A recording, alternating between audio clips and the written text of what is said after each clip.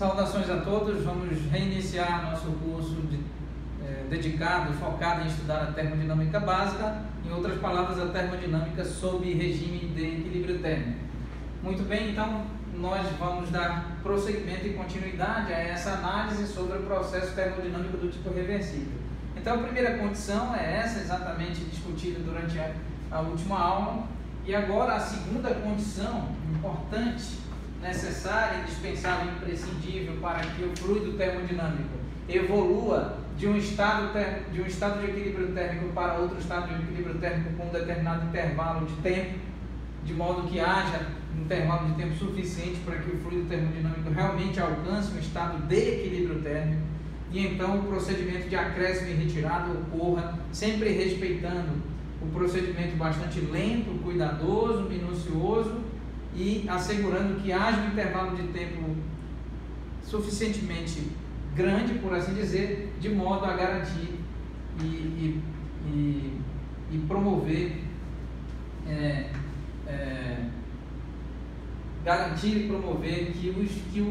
que o tal fluido termodinâmico alcance definitivamente um estado de equilíbrio térmico e um determinado intervalo de tempo depois alcance outro estado de equilíbrio térmico e possa então permitir que aproximadamente o processo termodinâmico seja do tipo reversível. Então a segunda condição importante, necessária e indispensável é de que o atrito durante o processo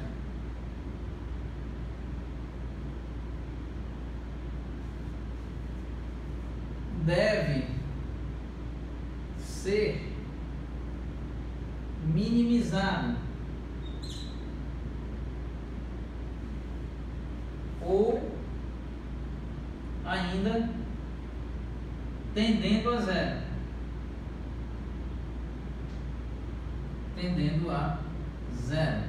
Então o atrito nos processos envolvidos nos trâmites experimentais envolvidos, inclusive o atrito entre a tampa móvel do cilindro e as paredes da superfície lateral do cilindro, esse atrito deve tender a zero, deve ser minimizado de modo que tenda a zero, tenda expressivamente a zero. Ou seja, em outras palavras, expressivamente minimizado ou diminuído, por assim dizer.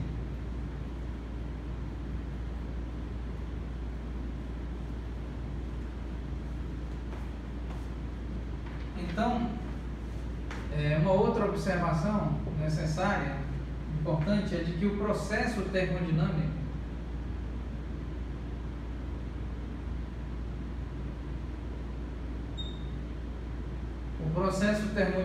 do tipo reversível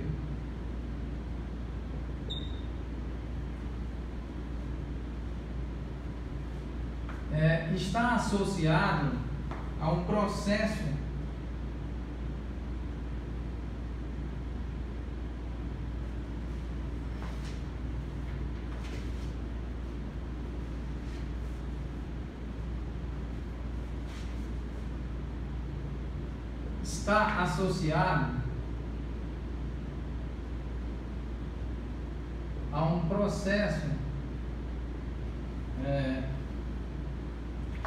termodinâmico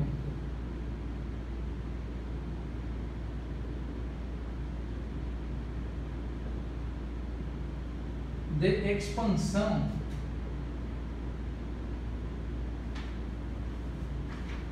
ou compressão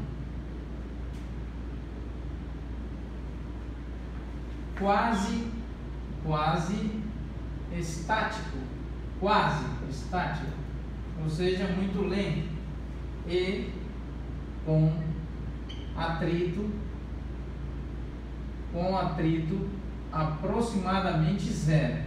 Um atrito igual a zero, evidentemente, é notório e evidente que atrito igual a zero realmente, do ponto de vista experimental, por assim dizer, quase impossível ou impossível. Então, esse atrito deve ser mínimo, deve apresentar o mínimo possível de intensidade. Esse é o compromisso experimental para tentar gerar,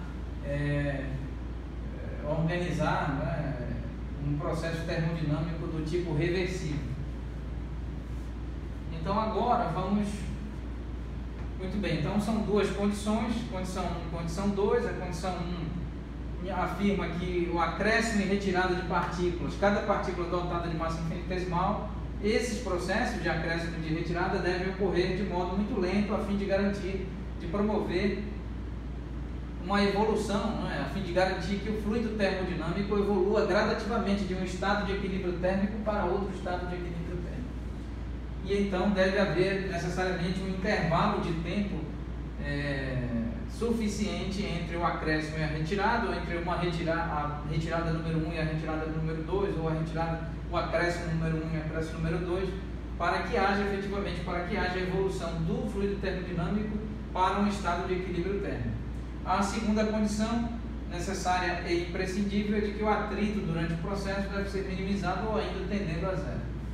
Então, de forma resumida, um processo termodinâmico do tipo reversível está relacionado a um processo termodinâmico de expansão ou compressão quase estático e com atrito tendendo a zero ou aproximadamente zero. Então, agora vamos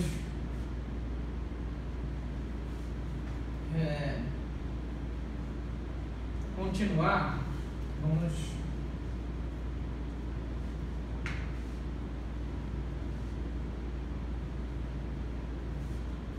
falar sobre um outro tópico importante aqui, a expansão livre de um gás. Expansão livre de um gás. Então vamos tentar aqui ilustrar um desenho bem mal traçado.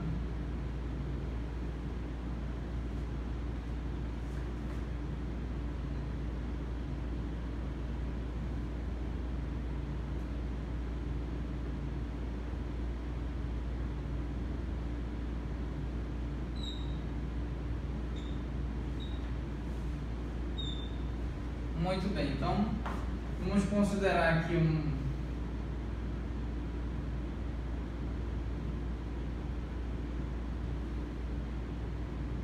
dispositivo capaz de fechar e abrir a passagem aqui do cilindro, e nós temos então essa região com vácuo e esta região com gás, ocupada, seu volume tridimensional ocupado por um gás.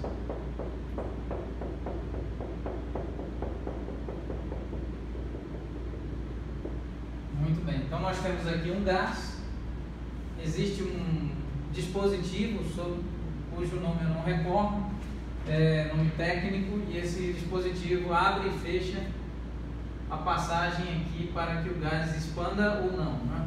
Ou esteja contido neste tal volume. E aqui o outro volume não está ocupado por gás, não está ocupado por fluido, então nós denominamos como vácuo do tipo clássico.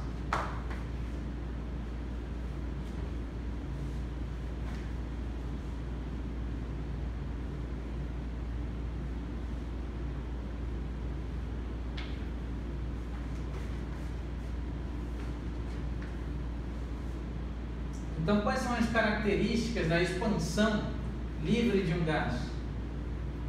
Então, em caso de experimentalmente esse dispositivo abrir a passagem, então naturalmente as propriedades de um gás são tais que o gás ocupará todo o volume que outrora não estava ocupado, que estava aqui com um determinado vácuo do tipo clássico.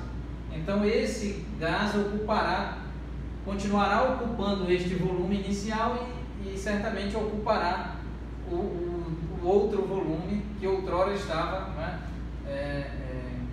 com ausência de matéria. Então nós teremos como, após abrir esse dispositivo, nós teremos então a ocupação do gás o gás ocupando todo o volume, este volume e a segunda parte, por exemplo, dessa estrutura.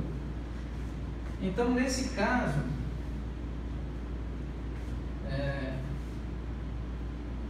aqui nós podemos, ao abrir esse dispositivo, permitirá então que o gás transite, e nós podemos desenhar aqui, evoluir para a situação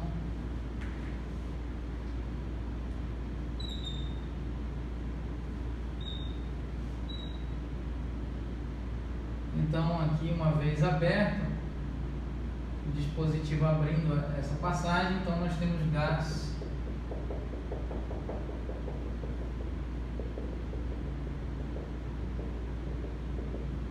ocupando todo o volume, gás e o gás. O mesmo gás que outrora ocupava somente, estava limitado a este volume, agora ocupa todo o volume. Muito bem. Então, o que ocorre? O que ocorre é que, no caso da expansão livre de um gás,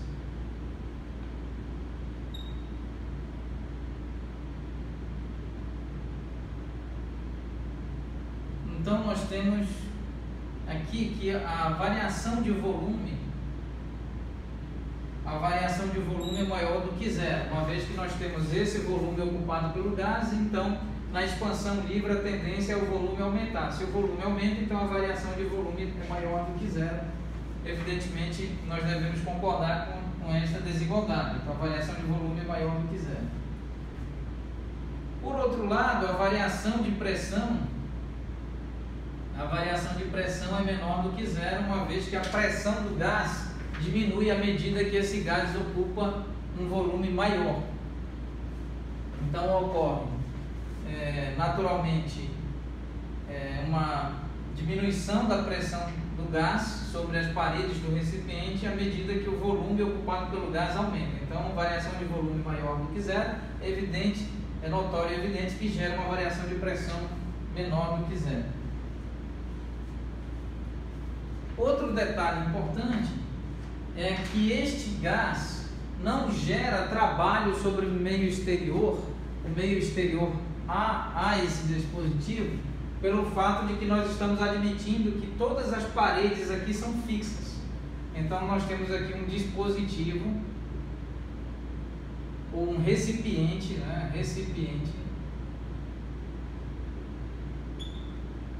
dotado de paredes fixas. Então, se as paredes são fixas, de fato o gás não realizará trabalho sobre o meio exterior. E se o gás não gera trabalho sobre o meio exterior,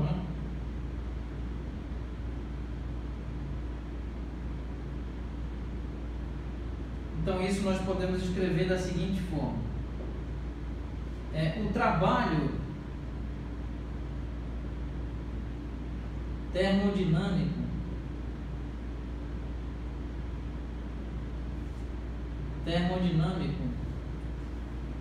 realizado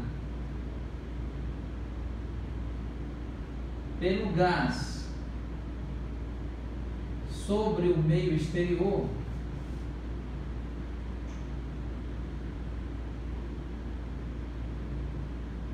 é igual a zero. Nós sabemos também que o trabalho termodinâmico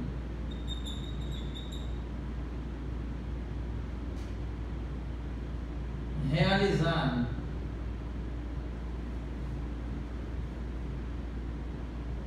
pelo meio exterior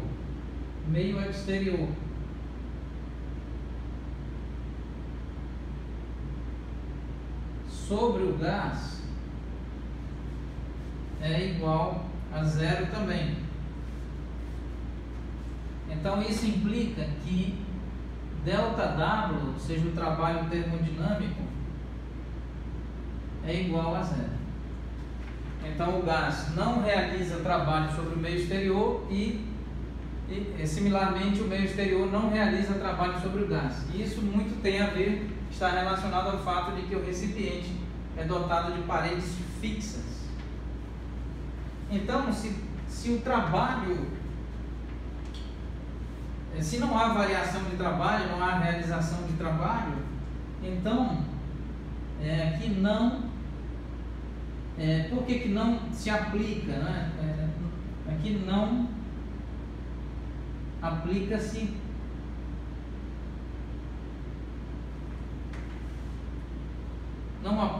nesse caso em particular, não fazer uma outra observação. Não aplica-se a expressão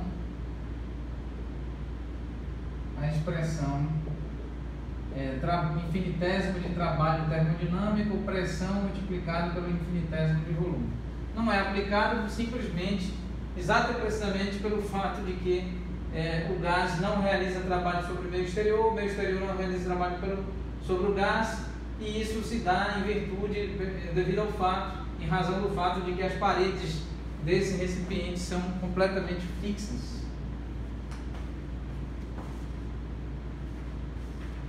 Então, muito bem, nós temos esse caso particular denominado, essa situação termodinâmica particular denominada expansão livre de um gás, dentro de um recipiente com paredes completamente fixas.